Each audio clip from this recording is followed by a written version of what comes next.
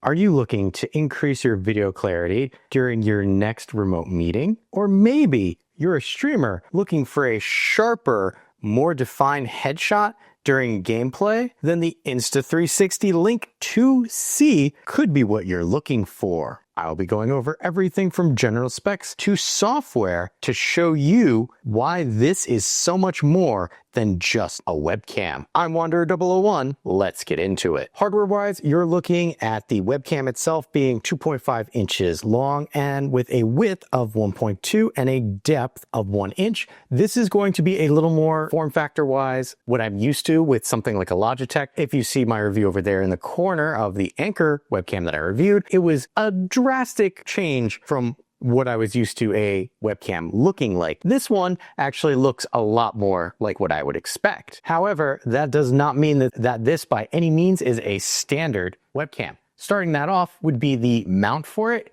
Here we can see, yes, it does kind of have your standard rubber for protecting your screen and is very angleable. However, this is actually made of metal instead of like a cheaper plastic. I like the feel of this. And if we come to the back or bottom here, yes, the entire back is rubberized. You do have your threaded mount there, but this stand has one extra feature, and that is because this camera can support document viewing, which I will show you a little later. It can tilt forward. So while this is mounted up on your computer, if you needed to do a quick document view, you could do that.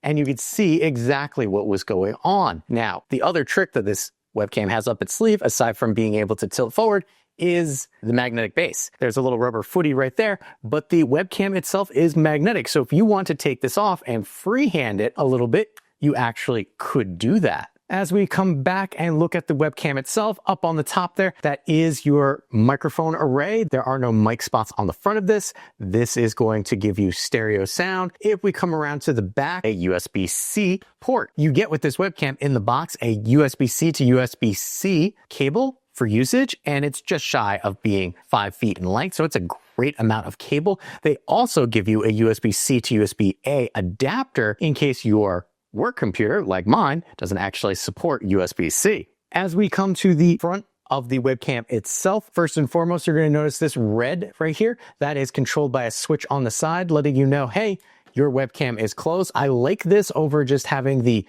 LED light there, let you know if your webcam is on or off because, well, one, this, when a program accesses it, such as Zoom or OBS or Teams, this light comes on whether you're actually engaging the video or microphone. So I kind of wish it didn't do that, but that's why you have this red bit here. So you can open it up and take advantage of the f1.8 aperture with half-inch sensor. That is going to give you your 4K video at either 30, 25, or 24 frames a second, depending on what you set this to. It has a field of view of 79.5 diagonal and a horizontal of 67 degrees. Not only that, it supports fairly low light conditions with an ISO setting of between 100 to 3200, and even supports digital zoom through gestures. Now, this webcam can be used purely as a plug-and-play device, but if you really want to get the most out of it, like I mentioned before, smart gestures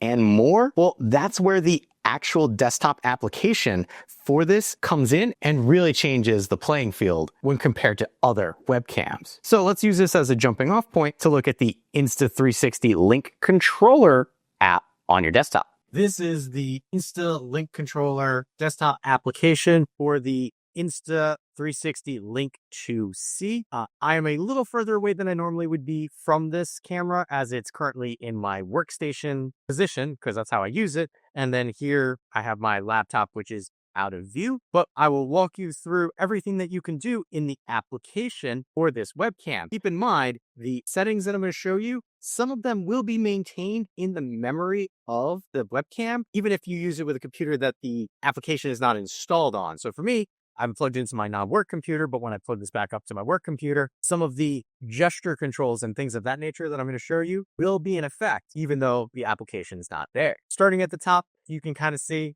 it's letting you know what your camera is. You can turn on your virtual camera, and I apologize because I keep looking down because of where my recording screen is. But if you wanted to use a virtual camera in something like OBS, you have to make sure that that's on. You got your name of your camera. You've got a remote control from your smartphone So if you download an application, you would be able to control all of these aspects without having to actively click on your computer itself. And then you've got our windowed mode, which will kind of shrink this down to be a toolbar you then have access to. We're going to bring this back up. I'm going to come down to the lower portion here first. This is going to be to turn on and off our video preview. So being able to see me then, you may have still been able to hear me talking because I have a third-party program that I'm running the audio through from this particular camera. To the right of that, we have our toggle for 4K, 1080, and 720. Right now, I'm operating at the 4K at 30 frames a second, but I can change that to 20 frames. Stutter or movement stops. You still steering with my hand, but nothing else is happening. That takes a little bit of time for this to kick in. So if we, here we go. This is 1080p, 30 frames, 20 frames, and 24 frames. We can drop it down to 720, which is still considered HD, and you don't lose all that much in the visual. But if you're getting this, you're probably going to want to keep this at least at 1080, if not 4K. Moving along to the bottom here, we have our auto framing. So what this will allow us to do is if I select this, it will punch in and find me. And then if I happen to move over this way or move over this way, it'll follow me. And if I back up, it'll try and keep me in frame. And that is auto framing. You might have noticed over here on the right-hand side, when you have auto framing engaged, this map also changes. I'm going to turn that off and pull the map all the way out so you can see everything around me. And part of that is because the next thing we're going to talk about is the whiteboard. Now, in order to use the whiteboard correctly, you're going to want to use the stickers that came in the box. You're going to want to put those somewhere. Tried doing them on this wall over here and it didn't work. So it's got to be flat surface, kind of in the field of view. Talk about what that is a little later, but it has to be within the field of view of the camera. So we're going to select whiteboard. You see a green line going through. It's going to be looking for those tags. And it says, make sure that it's in range. I have had this work before, so we're going to give that a second. The other thing that you can do is called smart whiteboard, which if I kind of scooch this way and select it, it's going to pinpoint something. Hey, that's the whiteboard.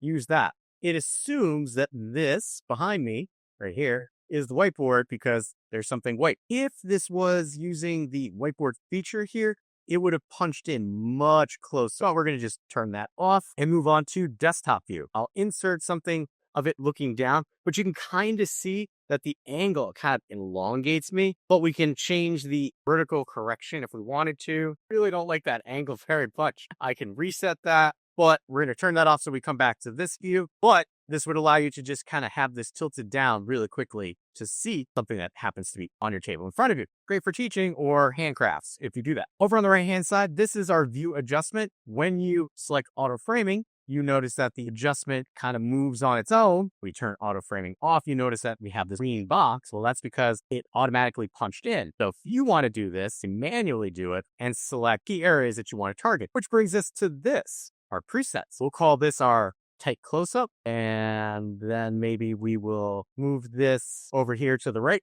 We'll call that our right angle. Push that over there so you can see my junk drawer, and we'll call that preset 3. And then I will just pull this back out, and we'll call that another preset. And then right down here, we've got all of our presets. So as I'm giving a demonstration, hypothetically, I want to reference something over in that corner there. I could simply use the preset. It punches in. Well, now we need to talk about what's above it right there, back to my talking head, and then pulls all the way out. Presets are a nice way of being able to have multiple angles and not actually have to worry too much about fiddling with your camera after the fact. We'll collapse that down. There also are some preset framing. So we have, by default, it'll do a half head. It will adjust it here, and half body will adjust it here. I've been fiddling with it, so I can't get it to do what I want it to do right now. But if we come down and back to our toolbar, we have screenshot, which will take a screenshot of whatever happened. And then we have record, which will record this part right here. And then we'll stop that and it saves it. Coming back up our right-hand side, this is our effects controls. There's a lot of effects that we can do for this camera, and it's just a webcam. Think of it that way.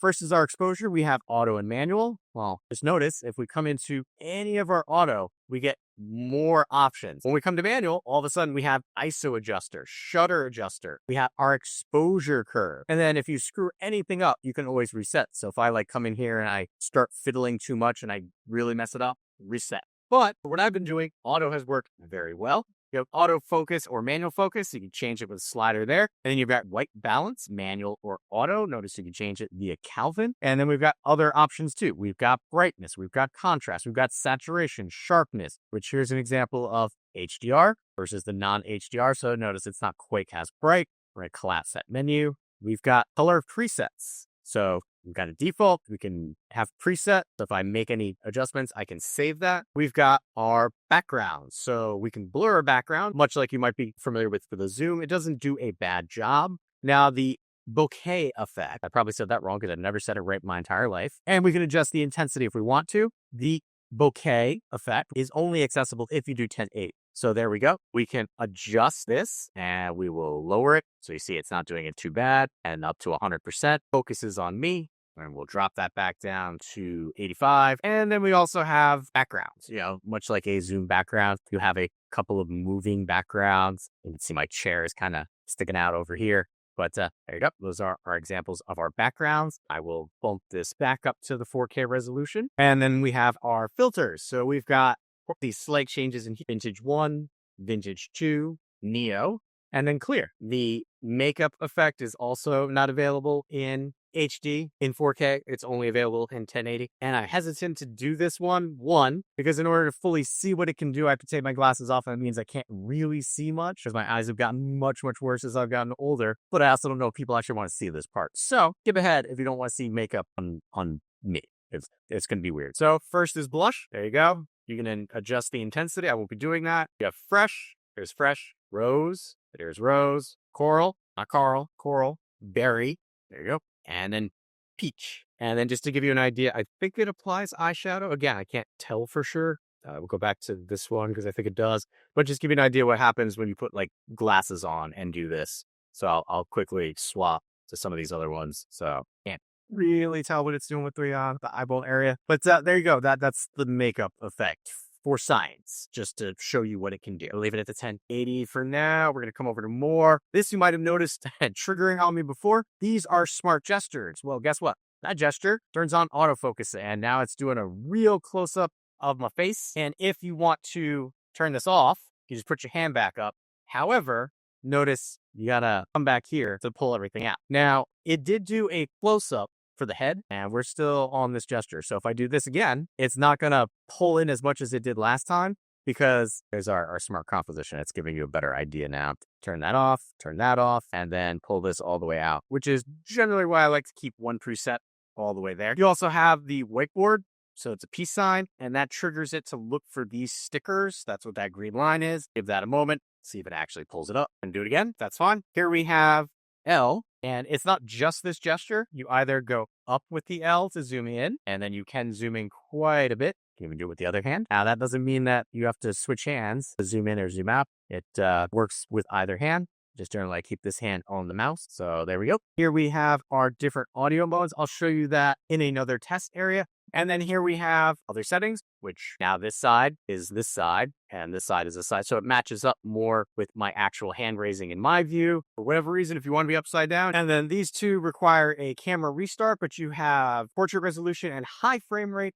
or enable a low frame rate for the camera. And that is everything that you can do with the Insta360 Link control application for your desktop for the Insta360 Link 2C webcam. Now that you've seen everything that you can do from the application, and there was a lot, well, what's next? For me, I like to do testing, and what we'll start off with is one of the most important things that this can do, and that is video, because, well, it does 4K video. And if you're like me and you're in a Zoom meeting and you want to show up everybody else, or you're a streamer and you just want to have that crisp, clear headshot video, this will do that. So what I'm going to show you next is all the settings at their default. I'm not going to play with it, so you get an idea of out of the box what this actually is capable of. This is an example of the daylight view that you can expect from this webcam. I only have the windows behind it opened up, and it's not even that bright out. Here you can see kind of me gesturing. And if I come over here and I zoom in,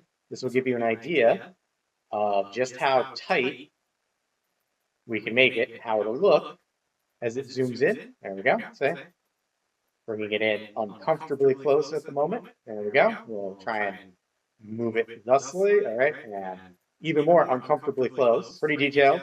You can see I should have shaved before doing this, but there you go. That's 3 times. Let's see if we bring it in. There we go. There's our 4 times. And this is all at the 4K 30 frames a second. And we're just going to pop that all the way out. And there you go. That was our daylight example. This is an example of lower light, still just using from behind, but now the sun has gone down quite a bit. You can kind of see there's some shadowing up here. And then we will just keep zooming this in so you can see what things look like. And yes, I'm looking down while I'm doing this. And we'll get this up to the 4 times. You can see there's a little lag with my lip flaps as I'm talking. But overall, like the low light that you get, not bad. You can see my eyes there. Zoom in uncomfortably close again. Move that so it's up there. You can see a little distortion, but not bad, all things considered. This is probably a more common lighting situation where I have my 2 spots that I use for filming YouTube, and they're directed right at me, so you can see kind of shadowing behind me, but it's lighting me up very well, as much as the front of the computer as well. And then we'll just kind of bring this in so that you can see. We'll get uncomfortably close again so that you can actually see the detail and notice that the pixelation, even at 1080 there, dropped down. So we're going to bring that in uncomfortably close, back that back out, but then we're going to put that back up to 4K. And now we'll do that again. So see if you can see the difference, 4K versus the 1080. As we bring it in uncomfortably close. So this is a slightly different lighting situation. As I have my 2 normal lights on, you can kind of see there's a little glare spot. Actually, if I put my hand up like this, it might help a little bit, but we're just going to kind of zoom in as we're backlit so you get an idea of how this looks.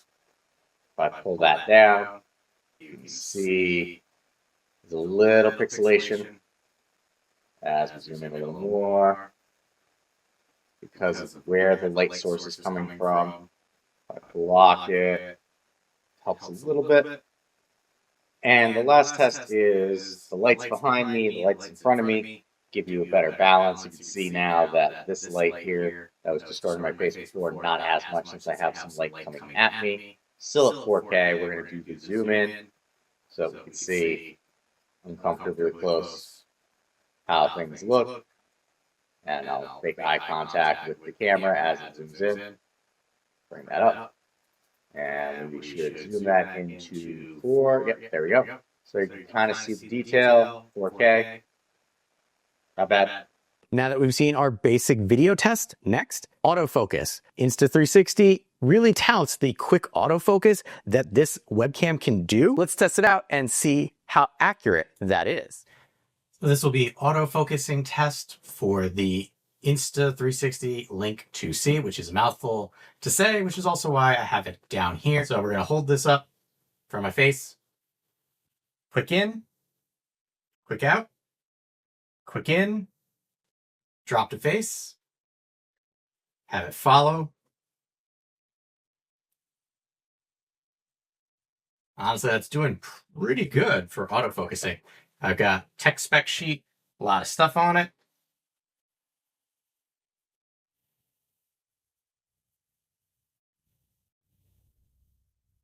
So the autofocus is pretty strong. Not bad. And last but not least, small item with some wording on it. See how this does as I reach towards the camera. Pull it back. Yeah, focuses on stuff in front of it pretty well. You can see it kind of is trying to figure out who it should focus on, myself or the thing. So we could do like one of these, and you can see it focuses right there. And focus, not focus. Not bad for a focus test. Now that we've gotten all of our video out of the way, what's next? Audio. That's the next important thing. If you're not using a separate mic is the audio that you get from this. And what I will say, there are 3 different audio types that you can do with this. And the first default one, I will say I was very impressed with because I have a very clacky keyboard, and in my built-in microphones in my computer and the Anchor microphone that I tested before, you could still hear that. But this actually blocked it out. Don't believe me? Let's take a listen. Audio test for Insta360 Link 2C using voice focused mode. So this is just from myself to the camera. Sally sells seashells by the seashore. Peter Piper picked a pack of pickled peppers. Test 1, test 2, test 3. Now I'll do keyboard test with no talking.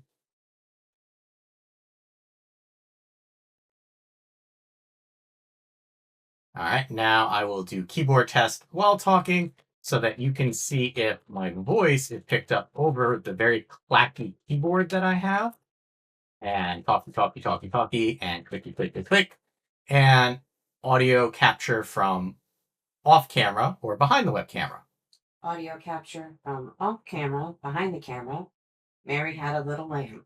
This is a test of the voice suppression mode for the Insta360 Link 2C. This is just me talking to the camera about arm's length away. Sally sells seashells by the seashore. Peter Piper picked a pack of pickled peppers. Test 1, test 2, test 3, and test. And moving on to clacky keyboard.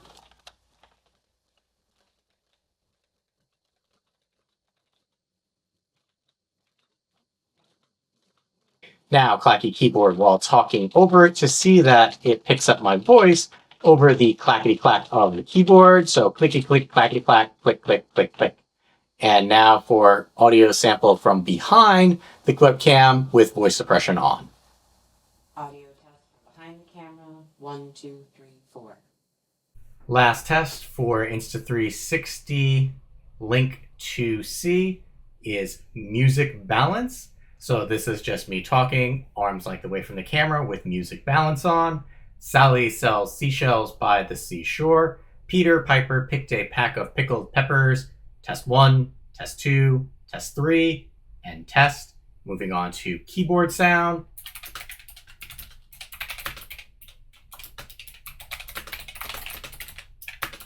Now clacky clack while I am talking to see if my voice is picked up over the clicky clack of the keyboard itself. And we'll stop that. And now to test the music balance from behind the camera. Audio test from behind the camera. 1, 2, 3, 4. And test. Now, there is a lot I like about this webcam, but that doesn't mean that it's not without its faults. First being the active light.